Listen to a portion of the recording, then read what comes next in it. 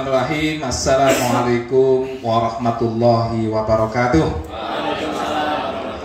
Semoga keselamatan, kasih sayang, dan keberkahan untuk kita semua. Alhamdulillah di hari Jumat yang penuh semangat ini, rekan-rekan seperjuangan kami yang sudah lama tidak bertemu ketika kami pelatihan kepemimpinan administrator atau PKA kurang lebih 40 hari, alhamdulillah dipertemukan di sini. Pada kesempatan ini, mari kita awali kegiatan pembentukan tim efektif aksi perubahan kinerja organisasi yang diamanahkan kepada saya dengan membaca basmalah bersama-sama. Bismillahirrahmanirrahim. Berdasarkan surat keputusan Kepala Bapelitbang yang tadi sudah diantar oleh Mbak Fitra ke sini dari meja Pak Kepala, bahwa pada kesempatan ini kami mengundang semua saja yang hadir, dan terima kasih ini. Jadi terima kasih sekali atas kehadirannya, dan pada kesempatan ini kami ingin sebelum nanti kita ekspor di teman-teman Bapelitbang secara luas maupun juga teman-teman perangkat daerah secara umum dan juga DPRD, bahwa alhamdulillah kemarin rancangan aksi perubahan yang kami beri judul Sinergi dan Integrasi Perencanaan Pembangunan Daerah untuk Akselerasi dan Harmonisasi Penyusunan Rencana Kerja Pemerintah Daerah di Kabupaten Banjarnegara telah disetujui oleh Pak Mentor, Pak Coach, dan juga narasumber. Tahun 2022 untuk bersama-sama kita akan membahas apa yang harus kita kerjakan.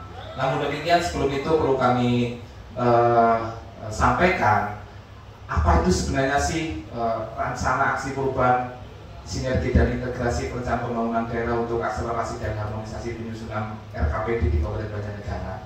Dan rekan-rekan di bidang, mulai dari belum adanya BIDA, kemudian belum adanya integrasi satu data di Banjarnegara, masih adanya dualisme sistem perencanaan dan penganggaran antara SIPD dan MIS, dan juga masih belum adanya media publikasi litbang yang ada di Bandung. Serta ada satu yang kalau di dalam bahasa ini menjadi ruh di bidang perencanaan, penelitian, dan pengembangan, yakni belum adanya sinergi dan integrasi perencanaan dengan DPRD, kecamatan, desa, dan kelurahan maupun lembaga. Setidaknya berdasarkan hasil rekomendasi LKPJ, DPRD, review inspektorat atas RKPD, kemudian juga hasil kajian yang pernah dilakukan di tahun 2015 oleh teman-teman Undip yang menunjukkan musrembang di kecamatan di Banjarnegara itu ada indikasi hanya formalitas belaka. Nah, ini yang pada saat itu kami dibekali ilmu analisis yang ada dari 5 itu, kita berdasarkan aktual, spesifik, transformasi, relevan, inovatif maupun dapat dilaksanakan, terpilihlah dengan nilai 98, yakni belum adanya sinergi dan integrasi dalam pembangunan daerah dengan RPRD, kecamatan, desa, kelurahan di Kabupaten Banjarnegara. Sehingga ini yang kalau di dalam bahasa kita, kalau ada 5 masalah, kalau tidak bisa kita selesaikan 5-5-nya, ya kita selesaikan satu di antaranya. Ada 4 yang kemarin kami dibantu oleh teman-teman, data-data yang telah kita dapatkan. Masalah terkait dengan belum sinerginya tadi, mulai dari usulan Poket dan Asmas yang belum sinkron dan sinergi. Kita lihat betul bagaimana Asmas Musrembang yang sampai 1.800 bahkan sampai 2.000 di tahun 2020 hanya 400 atau hanya 300 yang diakomodir. Ini menunjukkan bahwa masih banyak usulan-usulan di samping kanan perubahan, tetapi belum sinkron dengan arah kebijakan yang ada di kita. Ini mungkin yang menarik Pak Adi, bahwa selama ini setelah kami identifikasi, ternyata ketika teman-teman desa melakukan musrembang desa dan kelurahan yang notabene di situ menghasilkan daftar usulan untuk rencana pembahasan di kecamatan, musrembang kecamatan, kita teman-teman di Semarang juga kita belum membuat pedoman untuk penyampaian daftar usulan yang nanti akan menjadi bahan musrembang di kecamatan. Biasanya kan kita keluarkan kalau di Januari atau di Februari itu nanti di musrembang kecamatan kita baru itu arah kebijakan. Sehingga pernah terlontar pada saat itu, ini bagus nih arah kebijakannya, tapi kok baru disampaikan di kecamatan, kenapa nggak pada saat musrembang? Nah, rencana nanti insya Allah kita akan berusaha di bulan Oktober ini arah kebijakan berdasarkan RPD tahun 2024 kita terjemahkan menjadi apa-apa yang menu usulan yang akan jadikan teman-teman desa kelurahan untuk mengusulkan di tahun 2024. Setelah kita teliti di 2001-2022 ada setidaknya 28 lembaga organisasi yang dia itu menerima hibah.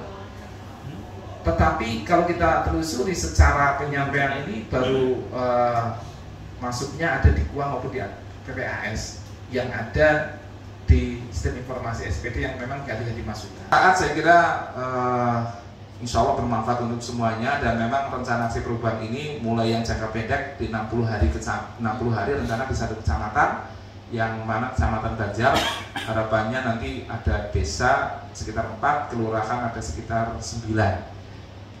Nah, nilai budaya kita ya Mas Anto masih ingat ya, rapi, religius, akuntabel, inovatif, dan profesional, yang ini menjadi semangat kita di dalam menyusun kebijakan perencanaan di bidang dokumen perencanaan pembangunan daerah. Ini kemarin kami coba ada beberapa kategori yang perlu kita lakukan inovasi maupun intervensi untuk menyelesaikan masalah. Mulai dari belum adanya penyelesaian indikator, nanti rencana akan kita lakukan workshop. Nanti kita lihat apabila memungkinkan secara lurik, apabila tidak memungkinkan ya Pak Kai, kita laksanakan menggunakan media Zoom. Kita bisa pinjam fasilitas dengan Kominfo.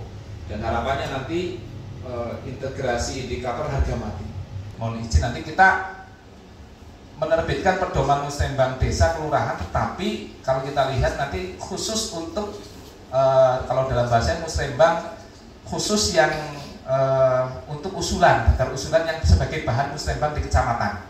Jadi harapannya nanti desa tahu nih 2024 arah kebijakan yang akan dilakukan Pemda berdasarkan RPD apa lah, menu usulan yang dijadikan sebagai daftar usulan desa itu yang nanti itu menjadi dasar desa untuk menentukan.